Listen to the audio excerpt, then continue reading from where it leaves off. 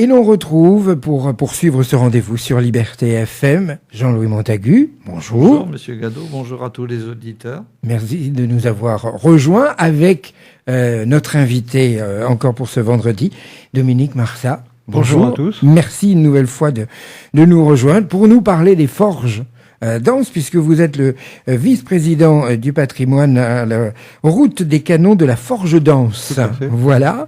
Alors, on a vu dans un précédent rendez-vous la création, la vie de ces forges danse.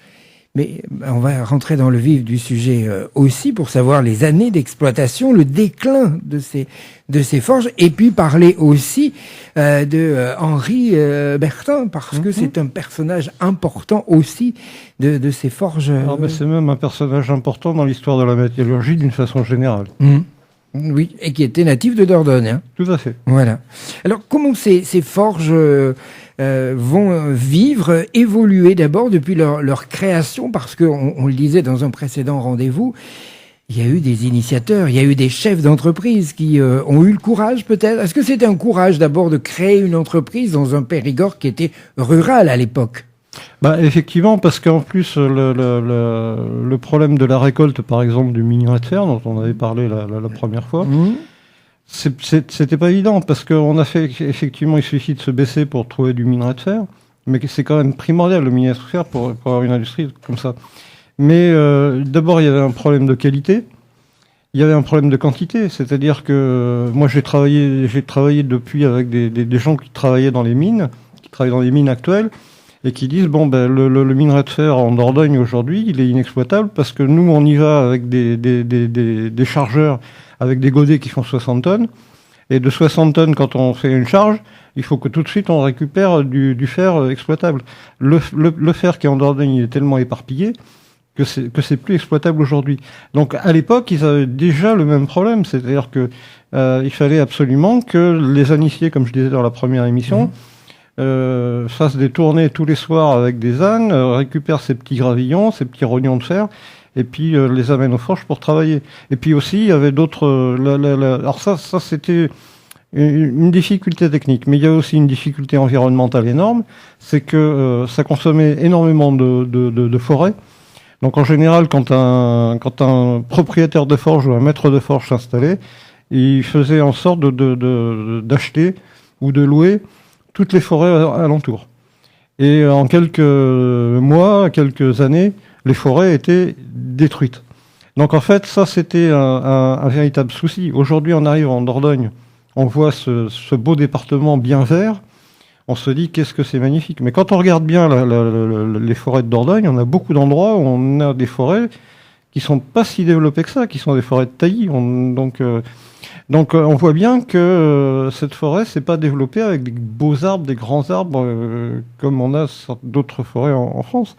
Donc en fait, effectivement, vous savez, on utilisait beaucoup notamment le châtaignier. C'est un gros problème, parce que le châtaignier, c'était quand même la nourriture des gens. Et à 15 ans, un châtaignier, on le coupait pour en faire du charbon de bois. Donc la difficulté, elle pouvait venir de là. Puis la difficulté aussi, c'était des difficultés météorologiques. C'est-à-dire que comme on utilisait les cours d'eau pour alimenter les moteurs hydrauliques, les rivières, quand elles étaient à sec, comme en ce moment, les forges ne travaillaient pas. Et puis après, quand il y avait des orages comme en ce moment, et puis maintenant on en aura de plus en plus, il y en a eu des orages au milieu du XVIIIe siècle qui ont emporté des forges, mais de A à Z. C'est-à-dire que, comme je disais aussi, il y avait beaucoup de constructions en bois autour du haut fourneau. Le haut fourneau était en pierre, mais il y avait beaucoup de constructions en bois autour. Un orage pouvait emporter d'un seul coup toutes les constructions en bois qu'il y avait autour du haut fourneau, et la forge était détruite. Donc vous voyez, c'était un combat de tous les jours. Et alors comment vont évoluer ces forges ? Elles vont grandir, prospérer ? Qu'est-ce qu'elles vont fabriquer ? Alors donc, concernant les canons, parce que c'est en fait le sujet sur lequel on travaille le plus sur la forge de danse. La forge de danse, c'est 1691. Créé par Louis XIV, enfin du moins son ministre Pontchartrain. Il fallait l'autorisation royale pour ouvrir... Là, c'était même plus qu'une autorisation royale, c'était même une demande. Parce qu'en fait, Si vous voulez, on était en pleine guerre de la Ligue Augsbourg, qui a duré très longtemps. Les bateaux disparaissaient, il fallait en créer des nouveaux, il fallait créer un nouvel armement. Donc Louis XIV avait chargé Pontchartrain, son ministre, parce qu'on pense tout le temps à Colbert quand on parle de l'industrie. Colbert, il ne faut pas l'oublier, il est décédé en 1683. Oui. Et Louis XIV, il a eu un des règnes les plus longs. Donc en fait, il a usé au moins 4 premiers ministres. J'utilise le terme actuel pour que ce soit plus simple à comprendre, parce que le premier ministre, dans la monarchie, ça n'existe pas. Si on parle d'un secrétaire d'État, ou de la chambre du roi, ou etc. Mais pour que ce soit plus simple pour l'auditeur, on va parler de premier ministre. Donc en fait, Colbert a eu son fils, Seignelay, qui a aussi travaillé sur les forges, sur les forges du Périgord. Mais Pontchartrain est arrivé, et Pontchartrain, lui, il a donné une impulsion nettement supérieure. Et c'est là qu'il a demandé au commissaire général de la marine de l'époque, qui était à Rochefort. Donc le commissaire général de la marine, c'est l'acheteur général de l'armement, et aussi le donneur d'ordre pour fabriquer les canons, qui s'appelait l'Andouillette de Logivière. Drôle de nom, mais c'est comme ça. Alors c'est une association de noms, parce que son nom d'origine, c'est l'Andouillette. Il s'est fait anoblir, avec menace à la clé, par le roi pour être anobli et porter le nom de l'Andouillette de Logivière, parce que là, à l'époque, c'était pas compliqué. Hein. Les futurs nobles, ils disaient au roi... Quand ils avaient des compétences, ils disaient, moi, vous me noblissez, vous me donnez tel rang, sinon, moi, j'arrête de faire des canons. Hein. C'est pas compliqué. Hein. Ou je vais les faire en Espagne, ou voilà. Et donc, en fait, ça a démarré comme ça. Sachant que François de Hautefort, qui a construit la forge de Danse, était déjà maître de forge dans 6 ou 7 autres forges en Dordogne. Donc, c'était pas un apprenti. C'était quelqu'un qui maîtrisait totalement cette technique. Mais il voulait absolument avoir sa forge à lui, être propriétaire. Donc il a monté la forge de Danse sur la demande de Pontchartrain et avec l'aide de l'Andouillette de Logivière. Et c'est devenu une des 3 plus importantes forges à canon de France. Vous en aviez une en Charente, vous en aviez une dans les Alpes aussi, mais c'était les 3 à Saint-Gervais dans les Alpes. Notamment, c'était, je pense, une des plus importantes. La forge de Danse a toujours été dans le trio de tête. Jusque dans les années 1830, le dernier document que j'ai trouvé aux archives départementales, il date de 1828 avec une production de canons à l'époque d'un maître de forge, même du propriétaire de la forge qui s'appelait Festugière. La dernière production de canons, c'était le type de canon qu'on appelle des caronades. Pour faire simple, une caronade, ça se pose sur le pont du bateau et c'est un canon qui est extrêmement manœuvrable. Donc on peut tirer un mitraille sur un bateau et demi. D'ailleurs, pour voir des caronades, vous allez au musée maritime de Rochefort. À l'entrée du musée maritime de Rochefort, vous avez 2 caronades qui sont jumelles, qui viennent de la forge de Danse. Et donc, en fait, ça s'est terminé en 1828-1830. Après, le Haut-Fourneau a continué de travailler, mais pour de la forge marchande, de la fonte marchande. C'est-à-dire qu'il n'y avait plus question de faire des canons, malgré qu'il y a eu un recensement pendant la guerre de 1870-1871, pour la remettre en route. Mais ça s'est arrêté à ce moment-là, parce qu'il n'y avait plus de débouchés. Les marmites, les socs de charrue, des choses comme ça. Voilà, c'était devenu pacifique. Les marmites, ça a aussi été une grande aventure dans les forges du Périgord. Les plaques de cheminée. Les plaques de cheminée aussi. Ça a été une grande aventure, les marmites, dans l'aventure des forges du Périgord, parce qu'il y a eu un type de marmite très particulier qui était le chaudron à sucre. C'est-à-dire ? C'est-à-dire que quand vous faites du sucre de canne, Martinique, Guadeloupe, etc., vous utilisez une succession de grands chaudrons dans lesquels la canne en liquide va se déverser pour s'apurer. Et dans la dernière marmite, on a le sucre de canne final qu'on va transformer ensuite en sucre consommable. Et les rois de cet équipement, c'était les Anglais. Au milieu du XVIIIe siècle, vous avez d'autres maîtres de forge qui se sont unis pour dire il faut arrêter les Anglais.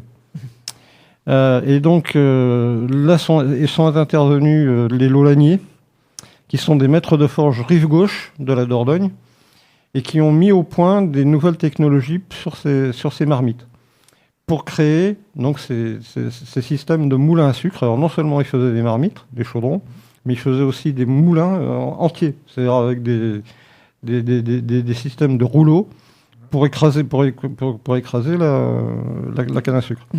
Donc ça a été un système de conversion très très intéressant. Est-ce qu'il y avait un symbole des forges denses que l'on pouvait retrouver justement sur ces marmites ou peut-être sur les canons? Oui, alors il y en a eu. Ils ont été différents d'un maître de forge à l'autre. D'ailleurs, on a encore des discussions à ce sujet-là entre nous, entre spécialistes, parce qu'on n'est pas toujours d'accord sur les symboles. Mais les canons qui sont à Rochefort, ils sont bien marqués Anse avec une encre de marine. D'accord. Par contre, sous Bertin, on a un dilemme entre nous, c'est que le marquage des canons à l'époque, c'était un A. Tout simplement. Tout simplement. Sauf que le marquage du A, ça veut aussi dire année. D'accord. Donc, dans la nomenclature, ça pose un gros problème. Parce que sur certaines périodes, les canons de la forge de danse, on est incapable de dire est-ce que ça vient bien de la forge de danse, est-ce que ça vient pas de la forge de danse. Ah, oui. D'accord. Donc, mais peu importe, il y en a eu des milliers et on sait qu'on a des contrats, on a des marchés qui ont été signés, on sait qu'il n'y a pas eu de perte de production. Bon, le petit quart d'heure de publicité. Alors, j'en profite pour rappeler... Merci. Le livre. Non, mais surtout que moi, j'ai beaucoup apprécié ce livre, La route des canons de la forge danse, qui est le tome 1, qui a été publié l'année dernière à l'occasion du Loto du patrimoine, et où on trouve énormément de détails dans ce que vient de citer M. Marsac. Petite correction, ça n'a pas été fait. On a commencé à le vendre au moment du Loto du patrimoine, mais ça a été subventionné par le SRA, Service régional d'archéologie, et par la DRAC. Oui, il faut toujours rappeler les sponsors. C'est important. Je le signale. C'est une obligation. Ce livre, il est venu c'est un travail à 4 mains. Notre ancien président, qui est maintenant décédé, Patrick Chaugenou, lui, il tenait à cœur de refaire l'histoire de l'association. C'est pas rien, c'est plus de 25 ans d'histoire de l'association. Et puis le propriétaire aussi, on lui a demandé de nous faire un article pour dire pourquoi il a acheté la forge. Donc, oui, le propriétaire actuel. Le propriétaire actuel. Qui est très ouvert, et d'ailleurs qu'on doit remercier ici de son ouverture au grand public. Il nous fait d'ailleurs, quand on a eu l'affluence suite à Stéphane Bern, lui il était à Paris. On s'appelait tous les jours, il disait qu'est-ce qu'on fait, il me disait écoute, tu prends les clés, puis tu y vas, puis tu ouvres, etc. Donc, mais après, disons que d'un point de vue historique pur, on a écrit à deux, c'est-à-dire Patrick Villiers, qui est le spécialiste mondial, on peut dire, de l'histoire de la marine. Ah oui, et moi-même, je suis parti alors, l'épisode qu'on raconte sur ce bouquin, c'est la création de la forge de danse en 1691, donc sous Louis XIV, comme je viens de vous le décrire. Et moi, j'ai utilisé pour ça des documents officiels qui ne sont pas les documents qu'on trouve aux archives départementales. Classiquement, on a un gros document, un grand fond aux archives départementales qui parle de la forge de danse et le fond Taillefer. Moi, je me suis attaqué aux échanges entre Pontchartrain, dont j'ai parlé tout à l'heure, et l'Andouillette de Logivière. C'est un échange de courrier dans ces années-là, entre deux, sur pourquoi on a besoin de créer des nouvelles forges et toute la politique qui va derrière. Et donc, l'article que je publie dans ce bouquin-là, c'est cette histoire-là. D'accord. Donc, c'est... Oui, chacun a eu sa qu'on partie. qu'on peut trouver en librairie, il faut le commander. Alors, il faut le commander sur notre site. D'accord. Ou alors, quand on fait des réunions, on vient nous voir. Alors, il faut savoir on fait une ouverture tous les deuxièmes vendredis du mois, après-midi, au bureau. Donc, on peut venir nous voir et on a encore un petit stock. Il ne reste plus beaucoup, mais je pense que Ça va vite, c'est Et le site, c'est la Forge Danse. Ça s'écrit en un seul mot. Le site internet, c'est laroutedescanons.fr. Ah, laroutedescanons.fr. On a bien noté. Alors, on va dire un mot quand même sur Henri Bertin de Bourdeil. Venons-en un petit peu au volet politique qu'on a pour l'instant pas vraiment abordé. Effleuré, enfin en partie, mais importante, sur l'intervention de Bertin. Qu'allait-il faire en cette galère, si j'ose dire? Surtout lui, Henri Léonard, parce que le pauvre, il n'a pas demandé à y arriver à la forge. Alors, vous savez des choses que nous ne savons pas. Enfin, disons que je vois qu'il intervient... Survolons cette biographie. Oui, alors sa biographie, on l'a publiée sur... Vous l'avez sur votre chaîne. Je l'ai faite en partie, parce que je m'intéresse surtout à la fondation de cette école, mais son œuvre apparaît à partir de 1759, où il commence à avoir un grand rôle. Mais il était déjà maître de forge à l'époque. Lorsqu'il a pris autour de Choiseul, il a pris la suite du ministre qu'on appelle Silhouette, c'était son vrai nom d'ailleurs, au niveau du budget. Enfin, il a eu plusieurs fonctions. Il a été aussi ministre de l'Intérieur. Et puis, il s'est fait déposer finalement, pour rappeler juste l'épisode en 63. Mais il a bénéficié de la protection, sans doute due à Madame de Pompadour, d'avoir un petit ministère réservé, le département de M. Bertin, où il a justement pu officier pendant plusieurs années, et il a accompli l'essentiel de ses œuvres, y compris agronomiques, etc. Enfin, là, je ne rentre pas dans les détails de toutes ces œuvres. On en parlera d'ailleurs avec M.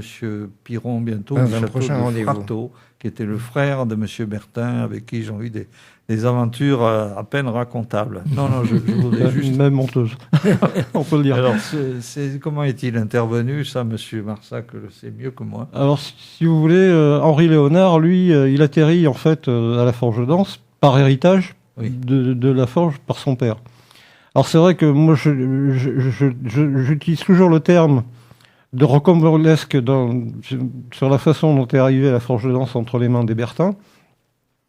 Parce qu'en fait, quand François de Hautefort est décédé, en 1718, il a laissé la forge entre les mains de son fils, Bernard de Hautefort, qui s'intéressait manifestement moins à la forge. C'était un militaire. Et il a eu des énormes dettes avec sa femme. Donc en fait, qu'est-ce qui s'est passé à ce moment-là? Il avait notamment, alors ça c'est vraiment des documents, ils sont tracés dans le Frontaille-Fer, il n'y a pas de problème, on a toute la procédure judiciaire jusqu'au retrait d'Henri Léonard Bertin. Alors ce qui s'est passé, c'est que il y avait une dette de 6000 livres, si je me souviens bien, qui traînait. Il se trouve que cette dette il y avait une reconnaissance de dette à un certain Chapon du Bâtiment. C'était un de ses camarades, soi-disant, d'armée. Alors c'est pour ça que je dis aussi rocambolesque, parce qu'il y a des choses que j'ai pas encore retrouvées là-dedans, concernant la dette. Mais en tout cas, ce qui est sûr, c'est que le couple était largement endetté. Et que donc, ce Chapon du Bâtiment a amené la reconnaissance de dette à Hautefort. Il lui a dit, voilà, tu me dois 6 000 euros, je les veux maintenant. 6 000 livres, je les veux maintenant. Donc en fait, l'huissier, combat judiciaire, etc., il a été obligé de payer. Mais il ne pouvait pas payer. Donc il dit à Chapon du Bâtiment, écoute, moi je suis désolé, mais je n'ai pas les 6 000 livres, par contre j'ai une forge. Donc prends. D'accord. Donc il a pris la forge. Dans les mêmes temps, quelques semaines ou quelques mois après, ce Chapon du Bâtiment avait une dette envers le père Bertin, le père d'Henri Léonard. Ah, qui était très haut placé. Oui, qui était avocat au Parlement. Voilà, c'est ça. Donc, il arrive, il dit, bah voilà, vous voyez, j'ai des dettes, j'ai des dettes envers vous, mais là je viens de récupérer une forge, je sais pas quoi faire. Bon, je schématise. Oui, bien sûr, oui, mais c'est un peu plus amusant. Donc en fait, c'est comme ça que la famille Bertin s'est retrouvée à la Forge de Danse. Donc ensuite, quand le père Bertin... Il n'était pas forgeron spécialement, enfin, non. Il touchait un peu à tout quand même. Oui, alors il y touchait énormément, notamment dans les échanges entre Pontchartrain et l'Andouillette de Logivire que j'avais retrouvé. Il avait aussi eu des commandes pour des fusils. Alors les fusils, est-ce qu'il les a fait en Dordogne? Je pense pas. Peut-être qu'il les a fait. Peut-être que c'était le début de la manufacture d'armes de Tulle. De Tulle. Donc à cette époque. Alors je dis bien peut-être, hein, parce que je suis pas rentré dans les détails. Mais ça s'est passé à la même époque. Donc Henri Léonard Bertin arrive au décès de son père. Il se retrouve donc avec la forge entre les mains. Et lui, il veut la faire vivre. Parce qu'il n'est pas encore appelé par Louis XV pour gouverner avec lui. Ben non. Il veut la faire vivre. Le problème, alors là, on rentre dans l'histoire, si vous voulez bien, de la route des canons. Parce que la route des canons, c'est la route qu'il y avait entre les hauts fourneaux de la Forge d'Anse. Mais comme c'était des canons pour la marine, il fallait les emmener au moins jusqu'à Rochefort, et même dans d'autres arsenaux, hein, parce qu'il partait jusqu'à Toulon, il partait même à l'étranger. Mais il fallait l'emmener au minimum jusqu'à Libourne ou à Bordeaux.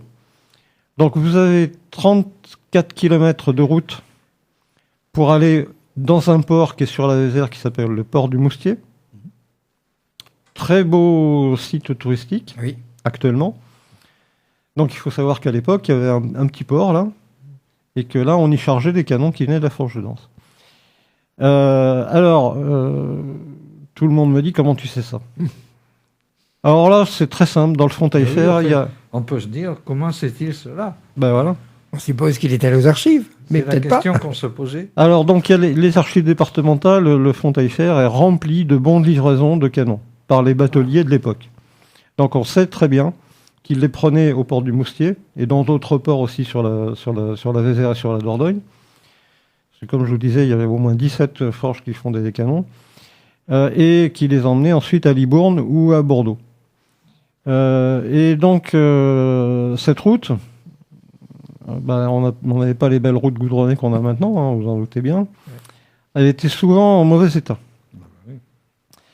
Et là, il y a eu plein d'histoires. Parce que même avant la création de la Forge d'Anse, on avait des forges dans la région, qui n'étaient pas loin de la Forge d'Anse, qui allaient quand même jusqu'au port du Moustier, donc ils utilisaient la même route. Il fallait la refaire régulièrement. D'ailleurs, il y a eu une histoire assez épique avec le vicomte François de Los. Je recherche la date, c'est 1687. Parce qu'en fait, comme la route était impraticable, les rouliers qui transportaient les canons coupaient à travers champs. Donc carrément à travers les champs du vicomte de la Sorre. Lui, il n'était pas très content. Oui, m'étonne. Et vous pensez bien que quand vous avez un convoi avec une centaine de canons qui arrivent, le champ, à la fin, il ne reste plus grand-chose. D'ailleurs, on sait, par les procès qu'il y a eu, que les attelages étaient composés d'une charrette et de 9 chevaux.